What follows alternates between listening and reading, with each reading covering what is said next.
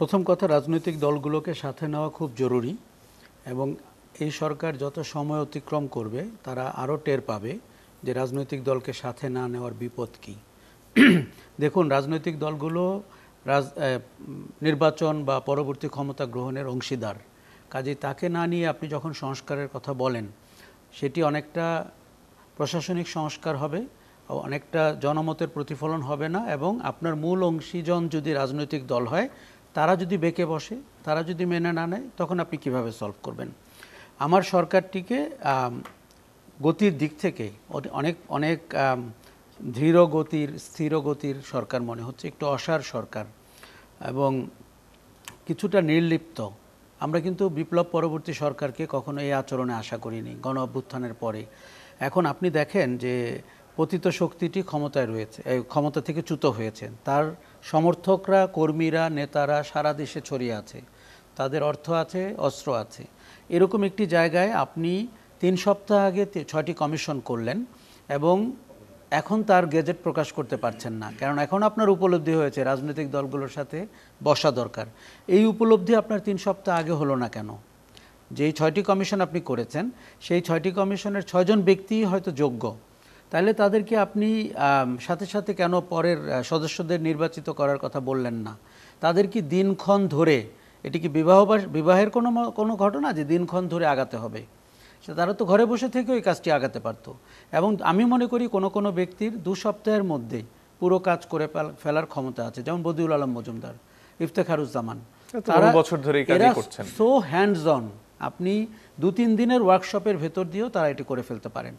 তাহলে আমাদের ভঙ্গিটা দেখছি আমি যে সময় নিয়ে যখন এত কথা হচ্ছে, রাজনৈতিক দলগুলো যখন বারবার নির্বাচনের রোডম্যাপ চাচ্ছে, তখন আপনি একটা আয়েশি ভঙ্গিতে কিছু রিটায়ার্ড লোককে সঙ্গে নিয়ে এবং সেই গতিতে আগাচ্ছেন, এবং আবার আপনি এখন তাদের গ্যাজেট প্রকাশ করছেন না, বলছেন রাজনৈতিক দলগুলোর সাথে কথা বলব। আমরা একটিবার দেখিনি সরকার নিজ উদ্যোগে রাজনৈতিক দলগুলোকে ডেকেছে। আমরা প্রতিবার দেখেছি রাজনৈতিক দলগুলো চাপ দেওয়ার পরে, এমনকি পরের দিন তাদের সাথে বসেছে। এটি কি ধরনের? তার মানে আপনার কোনো নিজস্ব ক্ষমতা নেই, চিন্তা নাই এবং কোনো রোডম্যাপ নাই। রাজনৈতিক দলকে বাদ দিয়ে আপনি কিসের সংস্কার করবেন? কোন নির্বাচন ডাকবেন? সেখানে কারা অংশগ্রহণ করবে? আরেকটা জিনিস হচ্ছে যে আপনি সামনে যে বিপদ, এখানে একটা প্রশ্ন স্বাভাবিকভাবেই জাগে, সেটা হচ্ছে ধরুন 5 তারিখের পরে যখন আলোচনা হচ্ছিল যে সরকারটা কীরকম হবে, তখন জাতীয় সরকার নিয়ে এক ধরনের আলোচনা হচ্ছিল যেখানে রাজনৈতিক দলগুলো থাকতে পারে। এখন এই সময় দাঁড়িয়েও কি সামনে সব রাজনৈতিক দলকে নিয়ে একটি জাতীয় সরকার হতে পারে? দেখুন, 5 তারিখের পরে আমাদের একটি অপূর্ব সুযোগ তৈরি হয়েছিল বিপ্লবী সরকার করার। আমরা সেই সুযোগ হাতছাড়া করেছি। পরবর্তী 72 ঘন্টায় ক্যান্টনমেন্টে এবং বঙ্গভবনে কি ঘটেছে আমাদের কিন্তু জানার আগ্রহ থাকলো। কিভাবে এই সরকারের চরিত্র নির্ধারণ হলো, আমি কিন্তু 5 তারিখ থেকে কথাটা বলছি। ওই সময় আমি আশা করেছিলাম শহীদ মিনারে শপথ হবে, আমি আশা করেছিলাম সেনাপ্রধান শহীদ মিনারে আসবেন এবং চুপ্পু বলে যে লোকটা, তার কোনো অস্তিত্ব থাকবে না। এটি সম্ভব ছিল, আমরা সবাই মাঠে ছিলাম, আমরা জানি। বরং এই সরকারে যারা আছেন তাদের মধ্যে 90 ভাগেরই গণ অভ্যুত্থানের সাথে কোনো সম্পর্ক ছিল না, তারা এই অভ্যুত্থানের চেতনার সাথেও যুক্ত না। তারা পদাধিকার বলে, অভিজ্ঞতার বলে, কারো ক্লাসমেট, কারো বন্ধু এভাবে চলে এসছেন, অথবা আমরা যেহেতু সাদা চুলের লোক লাইক করি, ক্ষমতায় মনে করি তাদেরকেই রাখা উচিত। তাদের কারো কারো স্মৃতিশক্তি লোপ পেয়েছে, কেউ চোখে দেখেন না। এইসব লোককে দিয়ে আপনি একটি বিপ্লবী অবকাঠামোর সরকার দাঁড় করাতে পারবেন? অতএব বিপ্লবী সরকারটি হলো না। যেটি হওয়ার আরেকটি অপশন ছিল যে আপনি একটি জাতীয় সরকার করতে পারেন কি না রাজনৈতিক দলগুলোকে নিয়ে। তবে তখন বাস্তবতা হচ্ছে রাজনৈতিক দলের লোকসংখ্যা, কর্মী সংখ্যা, দলের সাইজ যাই হোক, সবাইকে আমরা উচ্চকিত হতে দেখলাম। সেটি হয়তো আরও 3-4 দিন 5 দিন লেগে যেত সরকারটি করতে, কিন্তু আমাদের তড়িৎ গতিতে একটি সরকার হওয়া দরকার ছিল। সেখানে নিশ্চয়ই পরামর্শক যারা ছিলেন, আমি তার ধারে কাছেও ছিলাম না, পরামর্শকরা নিশ্চয়ই বুদ্ধি দিয়েছেন এরকম একটা চরিত্রের সরকার হতে পারে, যেই সরকার গণ অভ্যুত্থানের সরকার কিন্তু সংবিধান মেনে শপথ নেবেন এবং সেই রাষ্ট্রপতির কাছে শপথ নেবেন যিনি একজন স্বীকৃত ব্যক্তি। তাহলে কি হলো সরকারটির চরিত্র? এটা একটা কিম্ভূত কিমাকার সরকার। কিন্তু এখন সুযোগ আছে কিনা এটাকে জাতীয় সরকারে? আমি আপনাকে বলি, সুযোগও আছে এবং বাস্তবতাও আপনাকে ওই দিকে ঠেলে দিবে।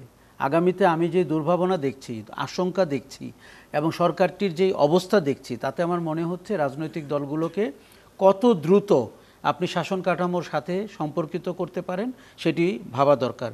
সেটি এমন হতে পারে পলিটিক্যাল কাউন্সিল করতে পারেন, আপনি 10টি রাজনৈতিক দল বা 10 জন মানুষকে নিয়ে একটি পরামর্শক কাউন্সিল করেন, অথবা আপনি পুরো সরকারটিকে আবার নতুন করে সাজান।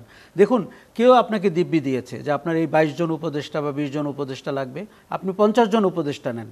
বাংলাদেশের প্রত্যেকটা দিন গুরুত্বপূর্ণ।